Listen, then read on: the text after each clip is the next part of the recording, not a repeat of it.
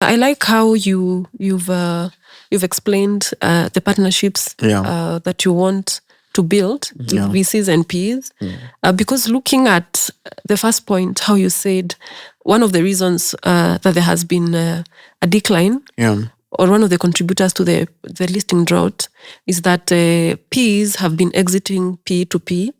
But also, if you are like from where I work on the P side, we feel that some of the reasons, or one of the challenges of investing in Africa is the exit question, where we feel that the NSE or stock exchanges are not providing avenues for Ps to foresee an opportunity of listing. So it's like putting two mirrors in front of one another. So both reflect each other. And I like the partnerships that you say are coming up and are being built right now.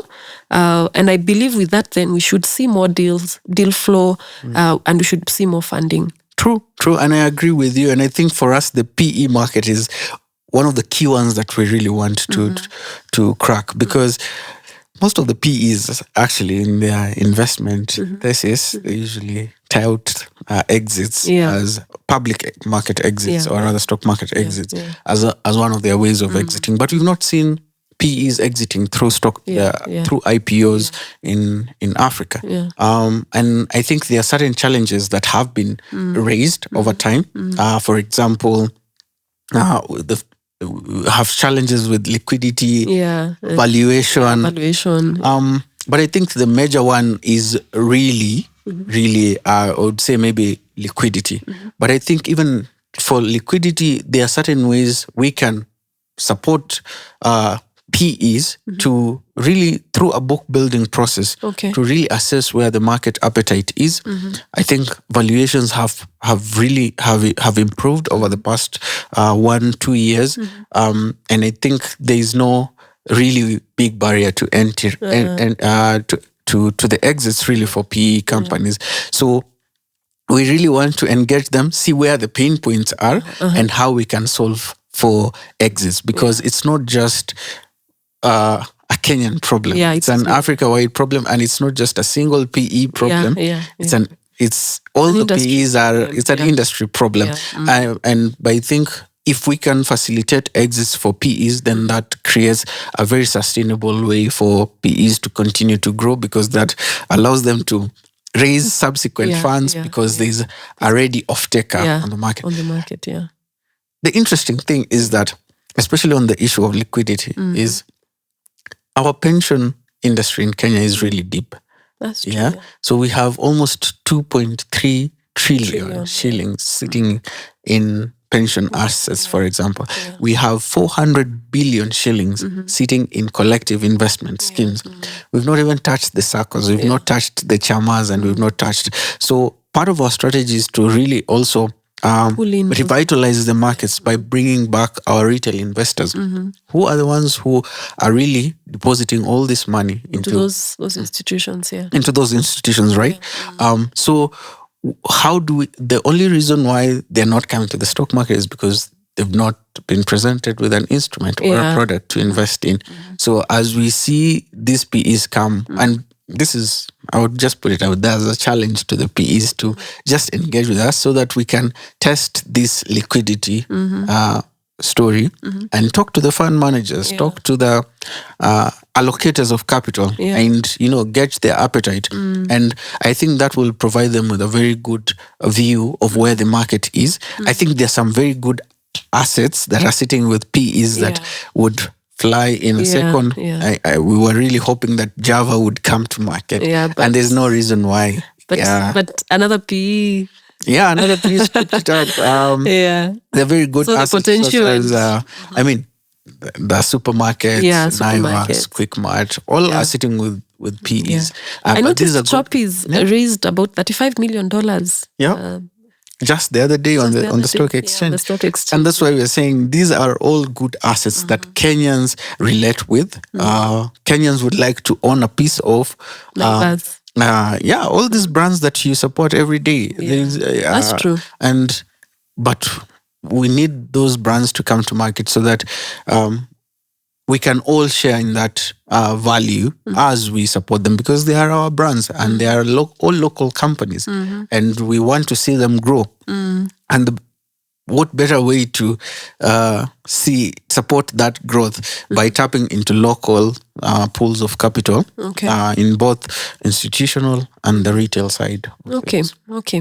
So speaking of partnerships, apart from PEs, are there other partnerships that the NSE is building? Maybe with DFIs or with other governments, or other private investors, in order to build the base for capital flows? So we, in fact, in our strategies, we want to grow through people, partnerships, and technology. That's actually the baseline of really the fundamental piece of our strategy. And for partnerships, it's really important for us to engage with different partners. So, for example, on the DFI side, we have partners such as the IFC who continue to support us to bring in structured products to market. We have people like FSD Kenya who we are working with, or FSD in general, working on the sustainability. That's financial sector depending. Financials, So there are many DFIs that continue to support the exchange, and we continue to engage with in order to bring these programs to life and to also continue to contribute towards the deepening of our capital markets. We are also working very closely with industry associations. We are taking a more sector-specific approach to how we engage with the market, instead of just saying, come and list. No, we have identified specific sectors that are of interest to us, including agriculture, which is the backbone of our economy. There's so much potential there. We want to crowd in the fintech side of things, which is one of the fastest growing industries in Kenya. We want to focus on the renewable energy industry in order to support players within the renewable energy sector. I think e-mobility, there's the mini grids, and we want to see how we can help those companies, or rather those industries that are very capital intensive and in many ways very nascent in Kenya, to the manufacturing sector, for example, real estate, all these companies that are really contributing towards the productive or rather the productive sectors of the economy, then those are the areas that we really want to pay attention to and to enable capital flow to. Okay, all right. So we are partnering. Okay, Gift. So speaking of, you spoke about regulation, and so from a compliance perspective, there's what you listed as the listing rules, and the regulations. But what about compliance? That is now touching on the Capital Markets Authority. So what is CMA doing different, or how have you partnered in a different way from what was there in terms of compliance requirements? I think it's interesting that you say that, and I think the very many, I'll call them myths about the capital markets that people need to probably engage with the capital markets more. And one of the things that has always been sort of been touted as a biggest challenge within the capital markets is compliance or over-regulation. So first of all, I'll go back and say the new regulation that is in place is very enabling for SMEs. So the barriers to entry are very low. But even in terms of continuous reporting, I think if you compare the amount of reporting that is expected of companies within the stock market and vis-a-vis what PEs report on a quarterly basis, I would actually say PEs are more stringent on their reporting. So I don't think it's an issue of over regulation or compliance. I think from a compliance perspective, listed companies are required to publish their numbers maybe every quarter for the banking sector and semi-annually for other sectors.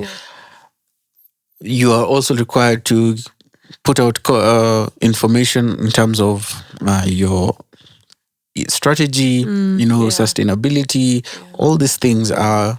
So it's general reporting, and that's because the public needs to have this information so that they can make investment decisions. So where there are corporate actions that need to be filed, those would be need, and those will be done on an ad hoc basis. So for example, if you're reporting profit warning, those are that's the kind of compliance that you're required to do. Of course, you're required to have a compliance officer that enables you to really make sure that you are in compliance with the regulation. But over and above, I think most companies are already reporting their numbers. Look at sectors such as the insurance sector, look at SACCOs, look at there's still a lot of reporting. Everybody, and all of that is part of compliance and regulation. So the compliance issue is more of perspective or an imagination that it's going to be so stringent. Exactly. I think not really. If you get PE money, VC money, you still have to give that information either way, and it's a lot more stringent than even within the capital markets. Not to say that you will not report, but I think, and I think it's good practice for companies companies to be accountable, especially when you're dealing with public resources, or you go out and get money. For us, the focus is on building shareholder value. So we have to make sure that the companies that we bring to the stock market will continue to perform well, will continue to maintain good corporate governance, will continue. Because it's not just the performance, it's all these other things that contribute towards sustainable growth in a company. And those are the things that we are keen on. So it's not just regulation for the sake of regulation. Okay, so Gift, talking about listings, are there any partnerships that NSE is also building with other stock exchanges in the world in order to facilitate cross-border listings, maybe with Mauritius or Ghana, Joburg, New York, in order to give investors more opportunities and to also give entrepreneurs and founders more opportunity to have more capital? Okay. Yeah, I think for us, partnerships and collaborations, especially with other exchanges in Africa, is really critical to how we grow. We are part of the Africa Stock Exchanges Association, ASEA, which is actually, whose secretariat actually sits at the NSE. And we interface with these other exchanges on a regular basis to compare notes, to share ideas. But on the issue of cross listings, that's actually very core in our strategy. We want to see how we can support some of these companies to access liquidity. Of course, all markets are not at the same level right now, but we believe that Africans need exposure to companies in South Africa. Kenyans need exposure to companies in Nigeria, Morocco, Egypt, and many other, even within the region. Tanzania, Uganda, Rwanda. And there's a very live conversation around how we can continue to mobilize cross-listings. Just the other day, we actually launched the East Africa Index, which actually covers the best performing companies within the East Africa exchanges. So each exchange has identified 5 companies, and the index is now comprised of 20 good companies, and investors can invest directly into the index, which then gives them exposure across the East Africa region. So I think that will it's an ongoing conversation. It's a work in progress, but there are certain steps that we are deliberately taking to make sure that then the markets are communicating, the markets are experiencing good liquidity and good exposure, especially to foreign markets. And I think that will continue to position Kenyan companies on the map within the globe. But I think over and above the partnerships that we have within the region, we are also part of the World Federation of Stock Exchanges. We have ongoing MOUs with other exchanges such as the Dubai Stock Exchange. We have we have a partner, an MOU with JSE, London Stock Exchange, and we are always keen to see what opportunities we can actually cross-list across the markets in order to continue to mobilize capital for our companies. Okay. So cross-listings are really key in our agenda. And we would like to see a lot more of those happening, especially within the African region. Okay. So now looking at how practical this is. Yeah. So what example of a company, say in Africa, would you give of a business that came in and leveraged the opportunities that the stock market offers, or the NSE specifically has offered in raising capital? Oh, I think there are so many. I think the classical case in Kenya's case is let me give two. So, for example, Safaricom. Safaricom listed in 2008. They are now the largest telco in Kenya, and at some point they listed at a price of 5 shillings, and at some point it touched 43 shillings.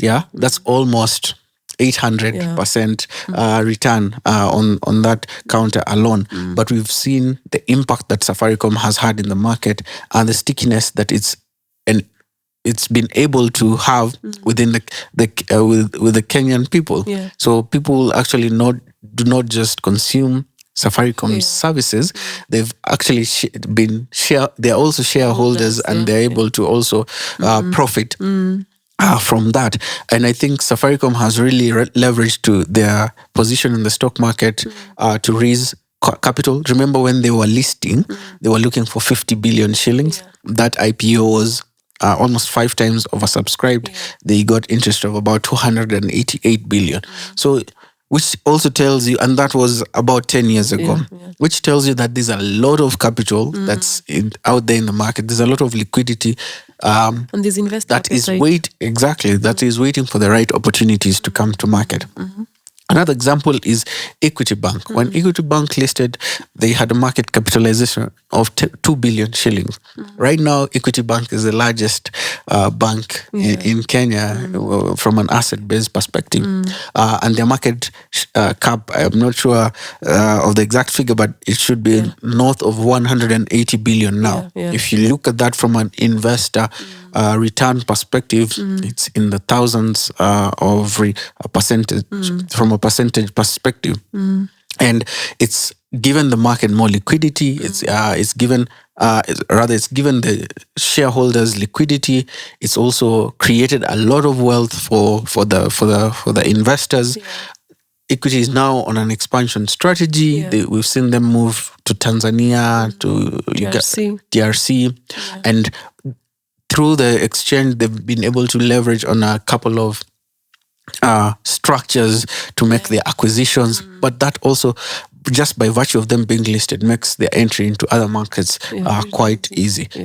And they've still attracted private equity partners. They've still done share swaps for example, in DRC when they're making the acquisitions. And those are some of the things that, as I said earlier. So listing is not a limitation. It's not a limitation. It's actually other forms of investments. Yeah. And I think the way companies that are probably considering listing, the way they need to look at the stock exchange is not an exit avenue. Okay. And that's why I said the listing is just a wedding. When after the wedding, there's so much more that you can actually do. You can acquire properties, you can bear children, you can. So I think there's a lot more that you can actually. I see it as a growth platform, and companies that are looking for share capital appreciation, companies that are looking to build shareholder value, can really leverage on the exchange to do that. And maybe the last one, I promise, housing finance. Housing finance did their rights issue early this year. And this was on the back of the new share capital requirements that the CBK introduced for banks. And they're supposed to increase their share capital to 10 billion over the next couple of years. So Housing finance had, I think, a share capital of about 2 billion.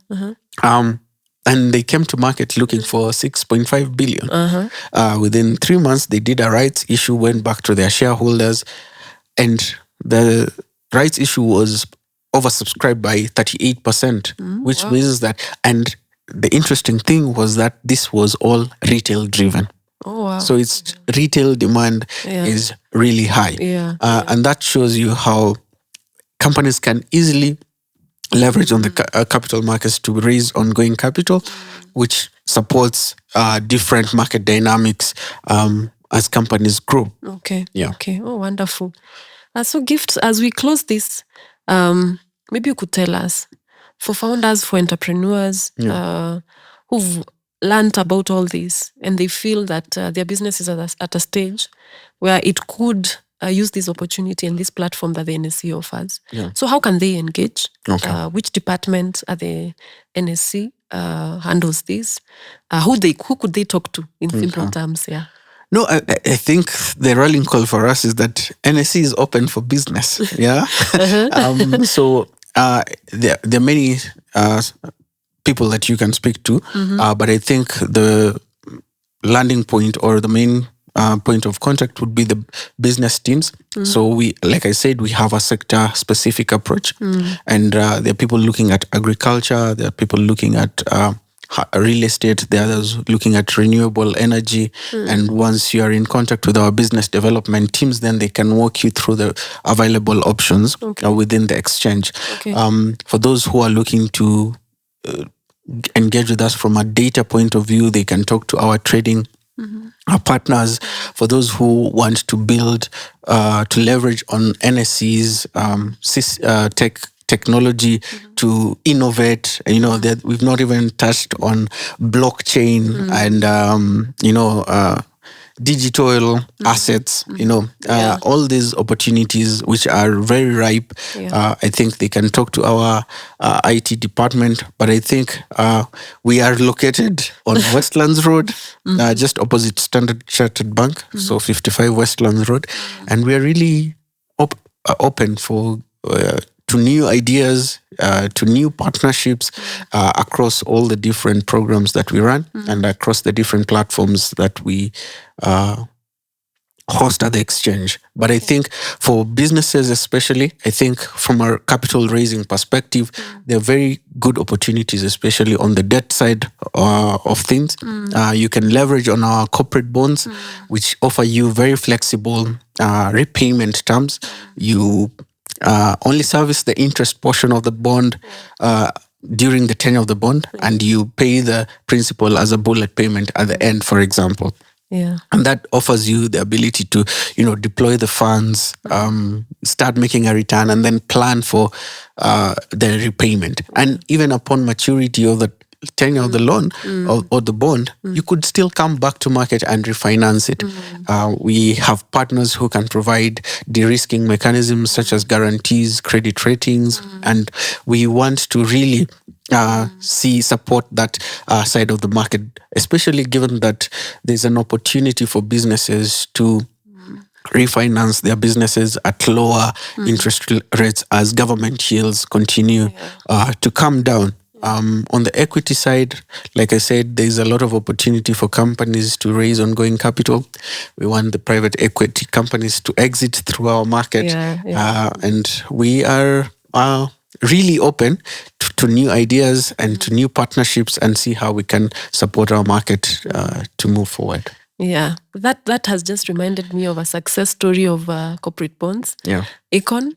The Econ bonds. The Econ Green Bond. The institution that is behind the Kwetu student hostels. That, right now, if you go to any university, especially in Nairobi, there's a Kwetu hostel. And that model has really been successful. And investors got to participate in Econ bonds. And I remember there's a time they actually paid the bond earlier. Because they make good money. So I think those are, like you said, those are the many opportunities that you get through the stock market. So Econ is one of the, I would say they're the front runners, and they've done a lot of heavy lifting for the real estate market in terms of bringing this product to market. And it's that kind of innovation that we want to see, that entrepreneurs can be bold, they can actually leverage on the exchange to actually chase returns, So so the Econ bond performed very well. Was listed both here and at the London Stock Exchange. And once they were off the ground, they also came back to market and listed at both a D-REIT and an I-REIT, which now allows both retail and institutional investors to buy into the REITs or the company as they continue to build, new purpose-built student accommodation. So in conclusion, the NSE is open for business. We are open for business. It's not business as usual. We are drinking, we are preaching water and drinking water. I love that. I love our discussion today. It has been very enlightening for me, and I know it has been too for our listeners. I know there's a new pilot or the new captain at the stock exchange, and we trust that he's going to bring in the much needed change that we've been yearning for. Thank you so much, Gift, for your insights today on the Nairobi Securities Exchange, and for taking your time to come and just enlighten us on the different changes that are happening at that platform. Thank you. Thank you very much for having me. I've really loved the conversation. Me and too. It's good to see you on this journey. Wishing you all the best as well. Thank you, Gift. And to our listeners, I hope this has been an enlightening and educative session. And we keep on doing this at the African Checkbook. Thank you.